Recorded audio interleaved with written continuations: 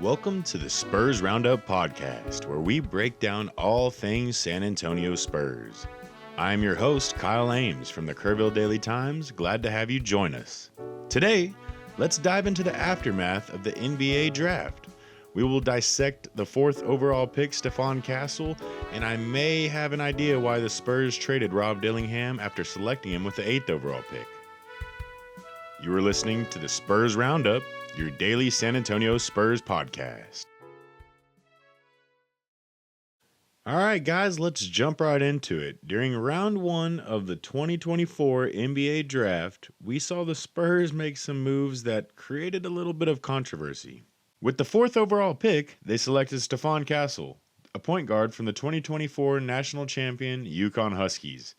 But that is not the move that everyone is talking about. Just 4 picks later, the Spurs drafted Kentucky's Rob Dillingham, who is arguably one of the best scorers in this draft class. But they promptly traded him to Minnesota for future first-round picks.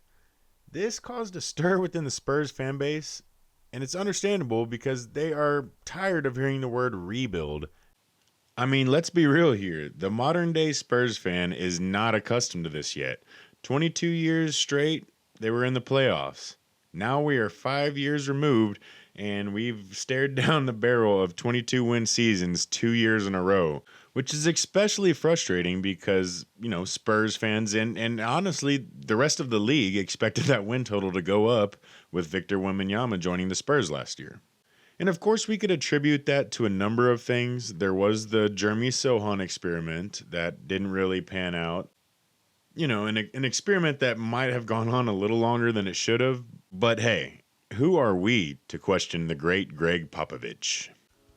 But hey guys, we're going to take a quick break. Stick with us as we will be right back to break down these interesting moves by the San Antonio Spurs right here on the Spurs Roundup.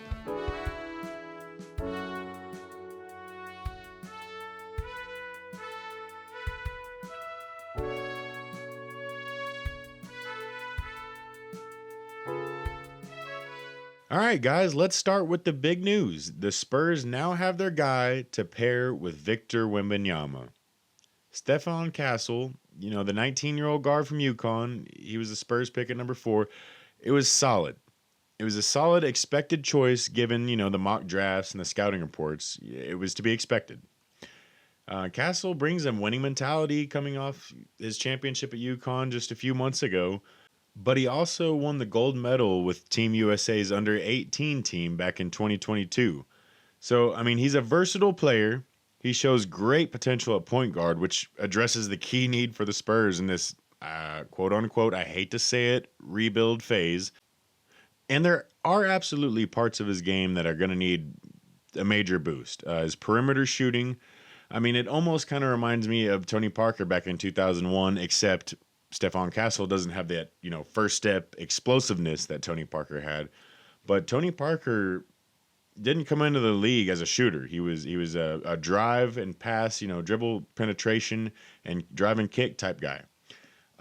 He only developed that shot over time. It comes from within, that mentality of wanting to get better.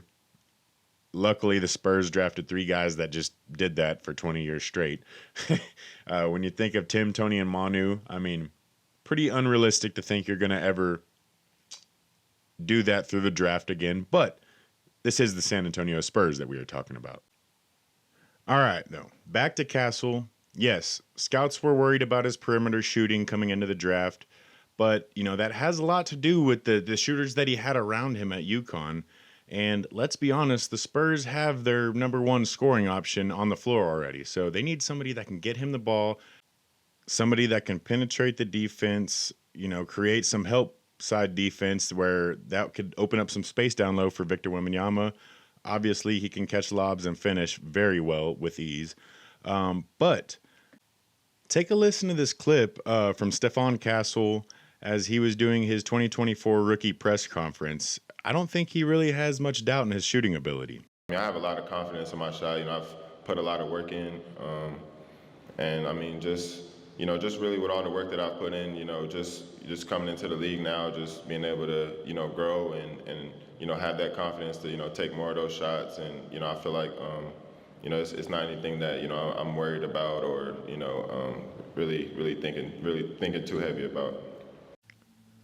So, as a Spurs fan, I think that's what you want to hear. He obviously has a lot of confidence in himself, and the parts of his game that are obviously developed already are exactly what the Spurs are needing right now. So, I think there's a lot of potential. I give this pick an A minus, I'd say, just because of the fact that there is no guarantee in his shot yet, but we do know that he can finish well around the rim, inside the perimeter, kind of like a SGA kind of scorer, just not as quick and obviously not as good of a shooter yet. But time will tell. I am excited about this pick, and I think a good bit of the Spurs fan base would agree with me on this. Now let's get into the controversy and discuss this trade at number 8. Like I said earlier, the Spurs selected Rob Dillingham, but promptly traded him to Minnesota for future first round picks in 2030 and 2031. This surprised a lot of people. And, I get the kind of speculation. I kind of understand why people weren't happy about this. I mean, this Dillingham's one of the best scorers in this draft, arguably the best. Like I said,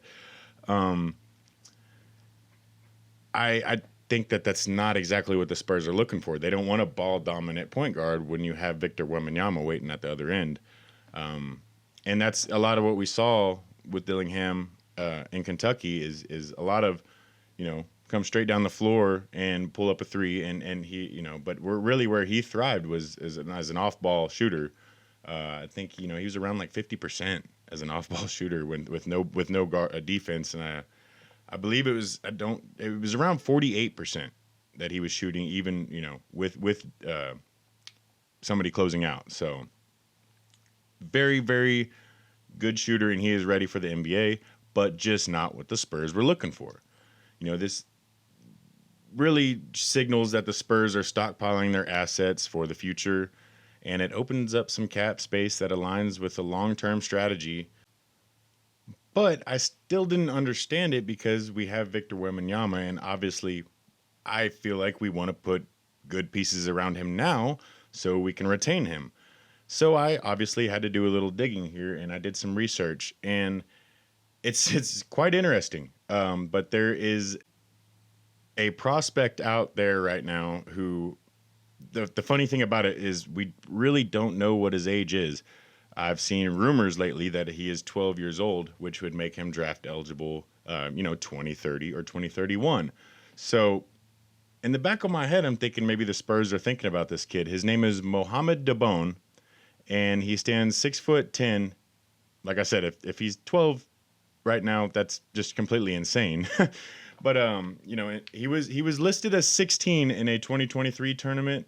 But I mean, if he was born in 2011, this is going to be one of the most gifted prospects ever.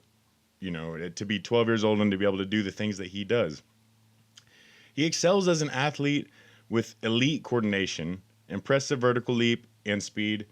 Beyond his athleticism, he shows a solid basketball IQ and touch around the rim, making him more than just like a physical presence. And his defense he's an elite shot blocker already. He kind of has a Victor Wembanyama style of play without the shooting right now. But when I look at the highlights from this kid, obviously I see a 16 to 18-year-old. But there is apparently was born in Africa during some conflict, which is the reason why he doesn't have a birth certificate. But regardless, 12 years old, 16 years old, within the next 4 to 6 years, I think we're going to have another prospect that is going to be a game changer down low on offense, and also a shot blocker, a game changer on defense as well. So looking forward to watching this story develop, and also to see if that's perhaps why the Spurs traded Rob Dillingham at the 8th spot. So, in conclusion, the draft night decisions, Castle at 4, and the trade at 8 reflect the Spurs' strategy and approach to rebuilding, as much as I hate to say it. Castle's arrival brings optimism with his skill set and winning mentality, while the trade for the future picks sets the stage for potential moves ahead, I guess, and to set the Spurs up long term. But yeah, that's it for this episode of the Spurs Roundup. Stay tuned as we continue to track Castle's journey and analyze how these moves shape the Spurs' future. For more in-depth discussion and reactions, join me as we break down the Spurs draft night in detail. Thank you for listening to the Spurs Roundup, your source for daily updates on the San Antonio Spurs. Be sure to subscribe and stay connected for all the latest news and insights. Until next time,